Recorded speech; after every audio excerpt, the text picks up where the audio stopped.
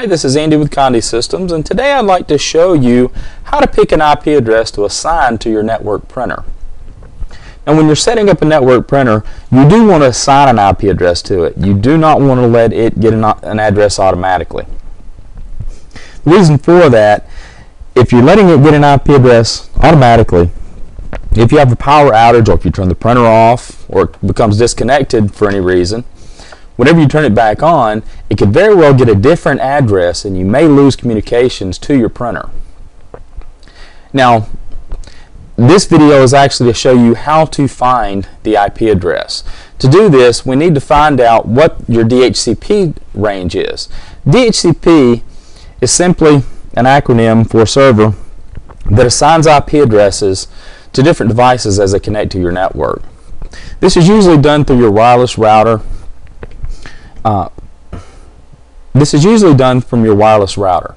Now, if you work for a corporation or with a school or something along those lines that actually has an IT department, you're going to want to stop and consult with your IT department. They'll be more than able to help you pick an IP address and even assign it to your printer and install your printer for you. If this is a small business or a home-based business, what you're going to want to do first is locate your DHCP server. Now, as I stated before, this is usually on your router. Your router is almost always going to be your default gateway. Now, to find this, just click on Start, go to All Programs, Accessories, and Command Prompt. Once you're here, just type in ipconfig, all one word, ipconfig, and hit the Enter key. Now, when it shows this information, the IP address is the IP address of this computer.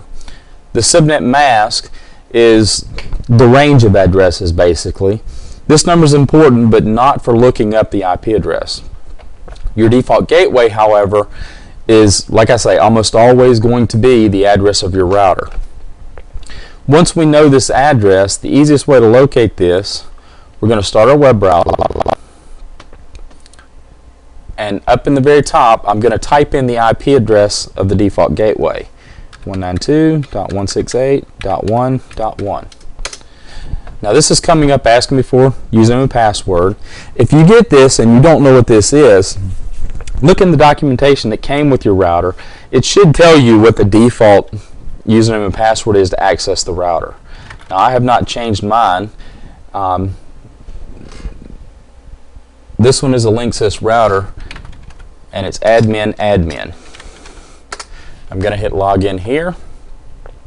And next, we're going to find the DHCP server information, which is located right here on this particular router. Now, it's always going to be in the basic setup information. Different routers are going to display this differently. But you do want to look for the words DHCP server with address ranges.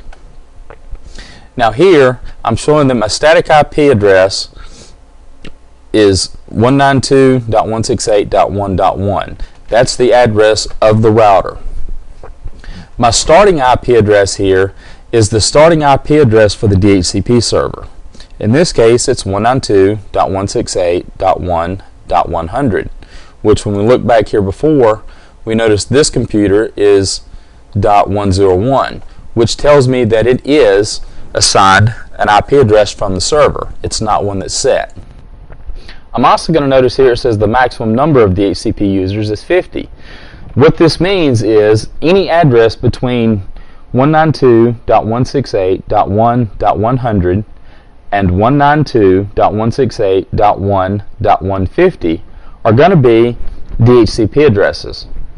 So we want to find an address that is not in that range. Now, each network range will have numbers going from 1 to 255.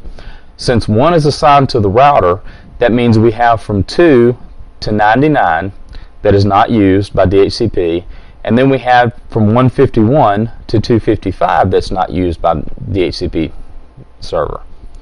A good safe address here would be maybe 192.168.1.200. Since the DHCP range stops at 150, 200 is too high for a device to be assigned an IP address from the DHCP server. So in this case, I would start my first printer, I would assign 200. The next one I would assign 201. Next one 202, and so forth. Once you have this information, just keep everything written down as you assign an IP address. Keep a list of what device has what IP address. And in the future, if you need another IP address, just look at your list and grab the next number in the list.